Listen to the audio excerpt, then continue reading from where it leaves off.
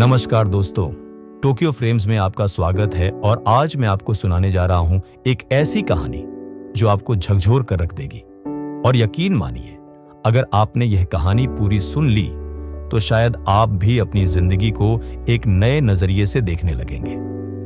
दोस्तों, यह कहानी है एक ऐसे लड़के की जिसे दुनिया ने कभी कुछ नहीं समझा।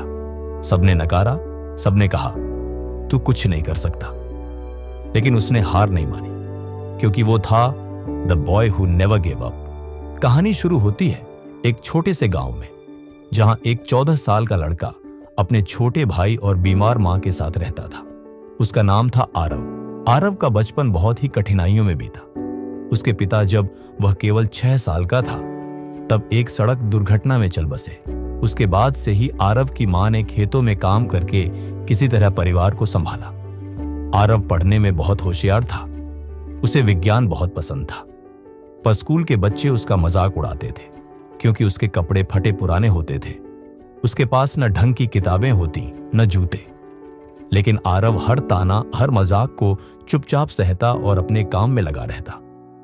एक दिन स्कूल में एक साइंस प्रोजेक्ट की घोषणा हुई। जिसने सबसे अच्छा प्रोजेक्ट बनाया उसे शहर के सबसे बड़े स्कूल में स्कॉलरशिप मिलेगी। यह सुनते ही आरव के दिल में एक उम्मीद जगी। उसने ठान लिया, अब की बार कुछ ऐसा करूंगा जो सबको चौंका दे। लेकिन मुश्किलें यहीं खत्म नहीं हुई। उसके पास प्रोजेक्ट बनाने के लिए जरूरी सामान नहीं था, न तार, न मोटर, न बैटरी। लेकिन दोस्तों, किसी ने सही कहा है, जब इरादे मजबूत हो तो रास्ते खुद बन जाते हैं। आरव गांव के कबाड़ के ढेर से टूटी फूटी चीजें इकट्ठा करने लगा। उसने पुराना पंखा खोलकर उसमें से मोटर निकाली, एक फेंका हुआ टॉर्च मिला जिससे बैटरी निकाली और बचे खुचे तार पुराने रेडियो से निकाल लिए। 15 दिनों तक उसने दिन रात मेहनत की और एक ऐसा मॉडल तैयार किया जिससे बिना बिजली के पंखा चल सकता था, सिर्फ सोलर एनर्जी से। जब स्कूल में सब बच्चे अपने चमचमाते प्रोजेक्ट लेकर आए तो किसी ने आरव के उस जुगाड़ू मॉडल को गंभीरता से नहीं लिया। सब हंसे। मास्टर जी भी बोले, आरव, ये क्या खिलौना ले आए हो। लेकिन जब प्रोजेक्ट टेस्ट किया गया तो सभी के होश उड़ गए। उसका पंखा बिना बिजली के चल रहा था, और न सिर्फ पंखा, उसने उसमें मोबाइल चार्ज करने का सिस्टम भी जोड़ दिया था। पूरा स्कूल तालियों से गूंज उठा। वही मास्टर जी जो हंस रहे थे अब खड़े होकर ताली बजा रहे थे। और यहीं से शुरू हुई आरव की असली उड़ान। उसे शहर के बड़े स्कूल में दाखिला मिल गया। वहां भी उसने मेहनत जारी रखी। लेकिन एक दिन उसकी मां की तबीयत बहुत बिगड़ गई। डॉक्टर ने कहा, इलाज महंगा है, शहर के बड़े अस्पताल ले जाना होगा। आरव के पास पैसे नहीं थे। उसने स्कूल जाना छोड़ दिया और एक चाय की दुकान में काम करने लगा। लेकिन रात में वो अपने स्कूल की किताबें पढ़ता, पुराने कंप्यूटर सेंटर के बाहर खड़ा होकर कोडिंग सीखता। लोग कहते, छोड़ दे ये सब, चाय बनाना ही तेरा काम है।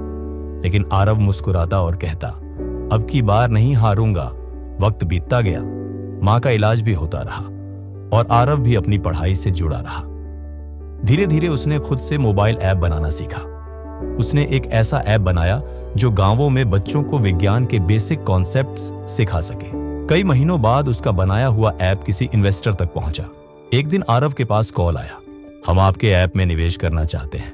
वो इन्वेस्टर वही थे जो कभी उसकी मां को दवाइयां दे चुके थे, लेकिन उन्हें याद नहीं था।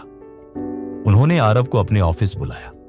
जब आरव वहां पहुंचा तो सूट बूट वाले बड़े अफसर उसकी सादगी देखकर चौंक गए। लेकिन जब उसने अपना ऐप और उसका मकसद बताया, मैं चाहता हूं कि कोई बच्चा उस ताने की वजह से अपनी पढ़ाई ना छोड़े जो मुझे सुनने पड़े थे, तब सबकी आंखों में चमक आ गई।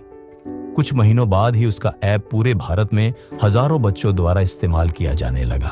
एक साधारण लड़का जिसे सबने नकारा था, अब स्टार्टअप आइकन बन गया। उसे कई अवार्ड मिले, टेडेक्स में बुलाया गया, उसका इंटरव्यू टीवी पर आने लगा।